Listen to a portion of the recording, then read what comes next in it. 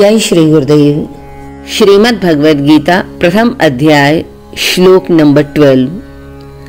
तस्य संजनयन् हर्षं कुरु वृद्धः पितामहः सिंहनादं विनद्योच्चैः शंखं दद्मौ प्रतापवान्। भगवद गीता के प्रथम अध्याय में 11वें श्लोक तक दुर्योधन शंकाग्रस्त था। उसके मन में शंका होने के कई कारण भी थे, लेकिन फिर भी उन बातों का जिक्र ना करते हुए वह अपने मन की बात गुरु द्रोणाचार्य से कह रहे हैं। पिछले श्लोक तक दुर्योधन बात तो कर रहा है द्रोणाचार्य जी से, परंतु उन्होंने कोई जवाब नहीं दिया, क्योंकि द्रोणाचार्य दुर्योधन के द्वारा चालाकी से कही गई बातों को समझते थे और इसलिए उसके द्वारा उकसाए जाने पर भी द्रोणाचार्य ने जब कोई जवाब नहीं दिया, परंतु उसका जवाब दिया भीष्म पितामह ने। तस्य संजनयन् हर्षं कुरु वृद्धः पितामहः सिंहनादं विनद्योच्चैः शंखं दद्मौ प्रतापवान। प्रतापवान यानी जिनका प्रताप, भीष्म जी का बड़ा ही प्रताप था।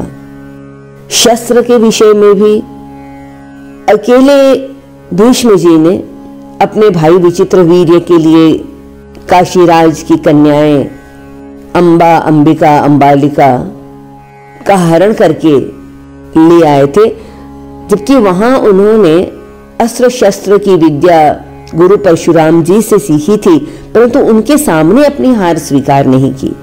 इतना उनका प्रताप था, इतना उनका प्रभाव था, शस्त्र के विषय में ही नहीं बल्कि शास्त्र के विषय में भी। तो प्रतापवान कुरु वृद्ध, कुरुवंशियों में आयु की दृष्टि में भी वो सबसे वृद्ध हैं और ज्ञान की दृष्टि में भी, इसीलिए विशेषण दिया कुरु वृद्ध पितामहः। पितामह यानी उनके दादाजी। तो प्रतापवान कुरु वृद्ध पितामहः तस्य हर्षं संजनयन्। तो दुर्योधन, तस्य यानी दुर्योधन के हृदय में हर्ष पैदा करने के लिए, हर्ष उत्पन्न, संजनयन उत्पन्न करने के लिए, सिंहनादम सिंह के समान, विनव द्योच्चैः उच्चै यानी ऊंचे स्वर में गर्जन करते हुए, सिंह के समान ऊंचे स्वर में गर्जन करते हुए, शंखं दद्मौ शंख को सिंह के समान गरज कर जोर से बजाया। अब भीष्म पितामह ने क्यों बजाया? जबकि दुर्योधन बात लगातार कर रहा है गुरु द्रोणाचार्य जी से, परंतु बीच में ही शंख बजाकर जैसे भीष्म पितामह ने जवाब दिया, जबकि उस समय बिल्कुल ऐसा कल्चर नहीं था, ऐसे मैनर्स नहीं थे, एटिकेट भी ऐसा नहीं था कि बात जिससे की जाए जवाब तो उसी ने देना चाहिए था। परंतु द्रोणाचार्य जी ने जवाब ना देते हुए भीष्म पितामह ने जवाब दिया।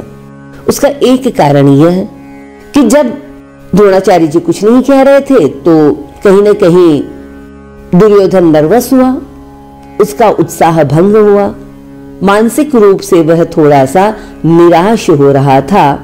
और जैसे ही भीष्म पितामह ने उसको देखा, होना तो यह चाहिए कि जब शंख बजता है तो मन में हर्ष होता है।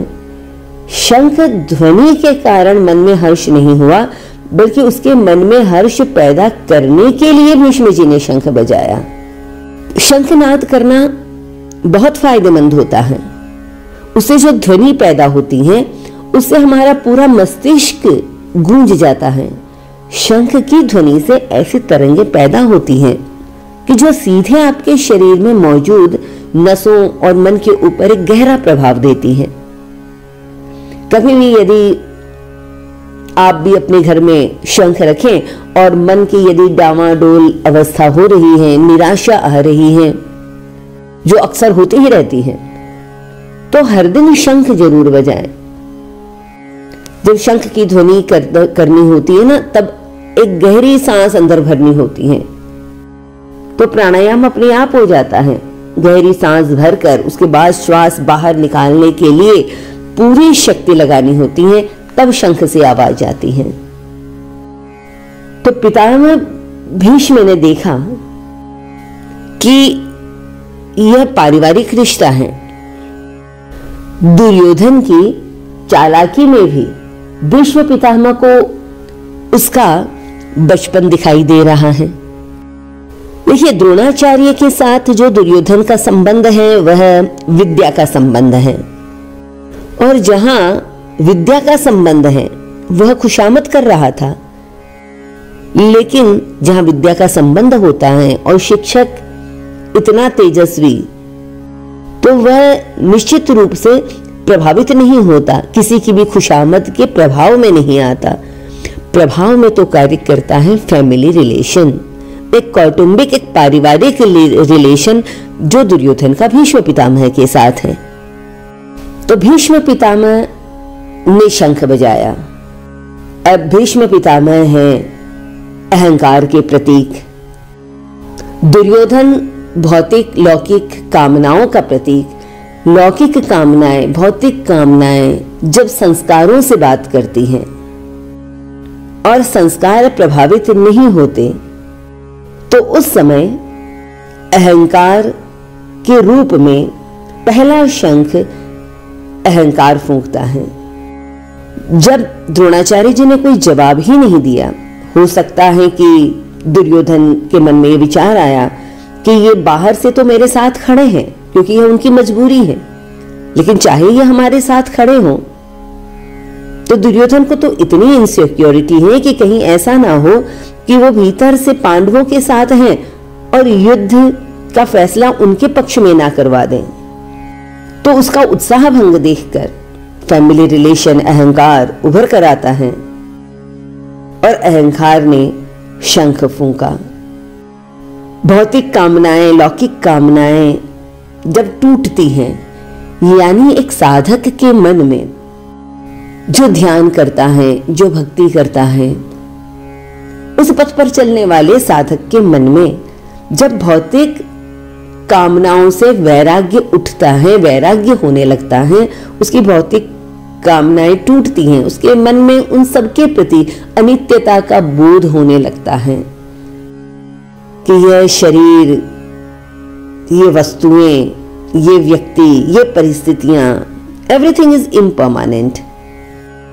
जो लंबे समय से ध्यान करते हैं उनको ऐसी फीलिंग्स, ऐसा अनुभव भीतर होता है, और जब वह उस पथ पर आगे बढ़ता है तो उसके भीतर ही जो अहंकार पड़ा है वह जोर से शंख फूंकता है। और ऐसा अनुभव कई बार आता है कि हम ध्यान करने तो बैठते हैं, परंतु ध्यान में हमारा मन नहीं लगता, क्योंकि ध्यान में जैसे ही विचारों की स्थिरता आने लगती है, उतने में ही हमारे भीतर पड़ी हुई अहंकार की भावना, चाहे वो शरीर के प्रति हो, चाहे मन के प्रति हो, इंटेलेक्चुअल बुद्धि के प्रति हो, चाहे वो अच्छाई के प्रति हो, चाहे वो बुराई के प्रति हो, हमारे ही भीतर का अहंकार सबसे पहले शंख फूंकता है और हम ध्यान में विचलित हो जाते हैं।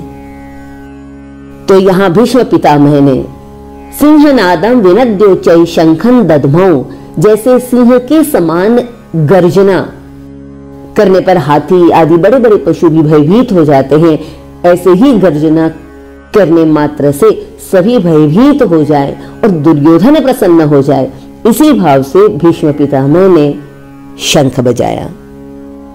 हरि ओम तत्सत।